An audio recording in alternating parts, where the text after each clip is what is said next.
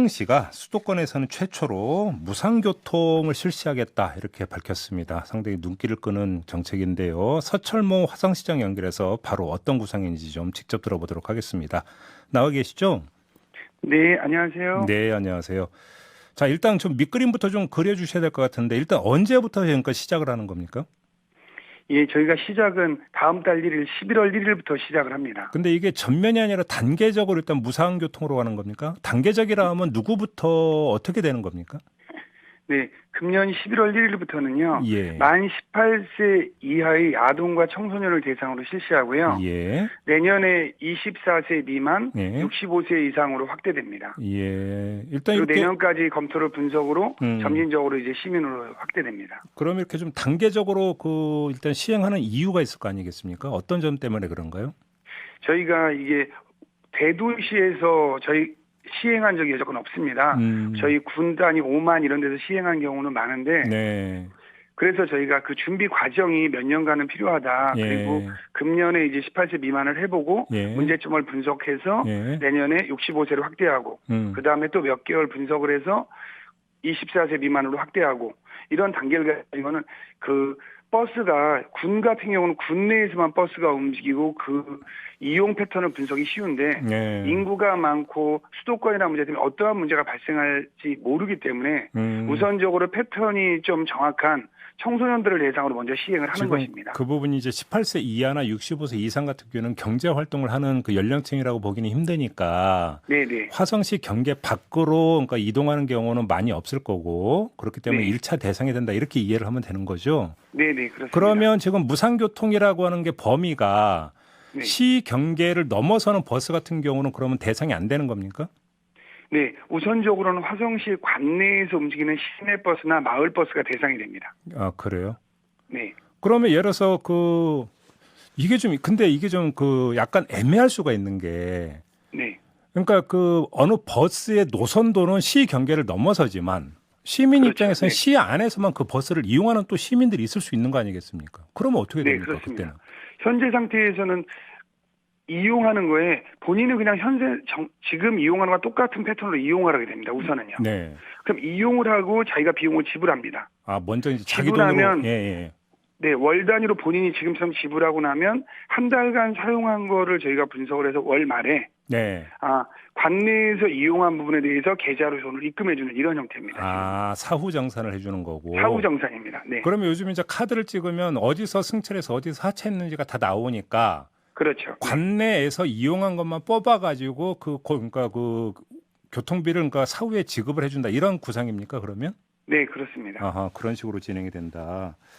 근데 이 무상을 결정하게 됐던 가장 주된 동기 이유가 뭘까요? 저희가 대중교통을 무상으로 한 거에 대해서는 고민이 좀 많았습니다. 예. 그러면 화성시장에 대고 제일 큰 고민이 화성시는 일반 이 청취자들이 잘 모르시겠지만 네. 서울의 1.4배의 크기입니다. 아, 면적이? 화성시의 크기가 면적이요. 예. 그러면 여기에 다양한 문화시설이나 복지시설이 필요합니다. 체육관이라든가 도서관이라든가 수영장이라든가 여러 가지가 필요한데 청소년들이 도서관을 가려고 해도 바로 집 옆에 도서관을 이용할 수 있는 학생과 버스를 타고 이용해야 될 학생이라고 가정하면 이 학생은 한 달에 도서관 이용료로 6만 원을 지급을 해야 됩니다. 그러니까 도서관을 이용하기가 어려우니까 주민들이 매일 집 옆에 도서관을 지어달라는 매우 큰 민원이 많이 생깁니다. 네. 그래서 시골 지역에 도서관을 지면 이용객은 거의 없습니다. 예. 그래서 그러면 화성시의 특수성 때문에 이동의 자율성을 보장해주고 네. 필요한 시설을 분산해서 짓거나 이런 게 더 중요한 문제다.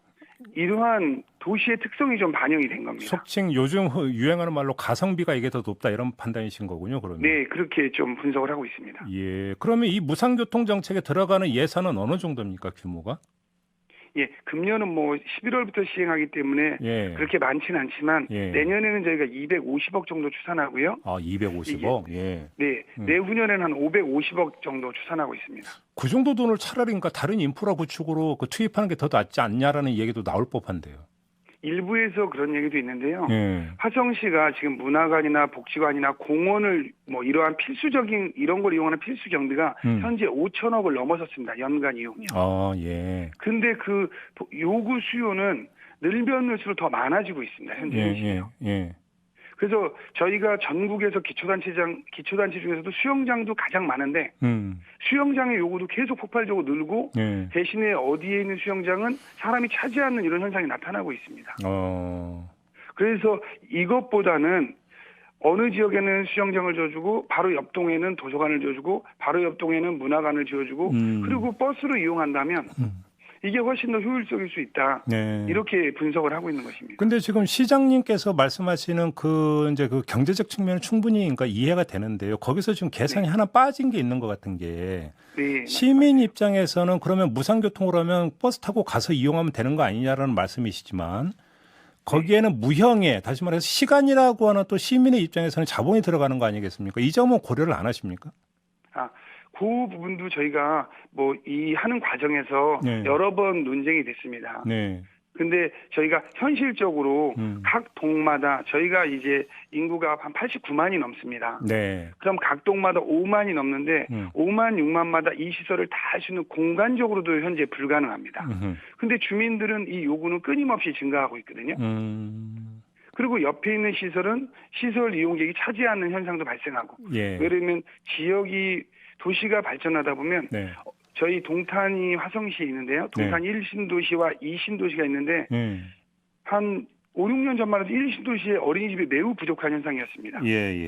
근데 지금 2신도시는 어린이집이 매우 부족하고 1신도시는 어린이집이 남는 현상이 지금 발생하고 있습니다. 그게 이제 사람 주거 패턴이 바뀌기 때문이거든요.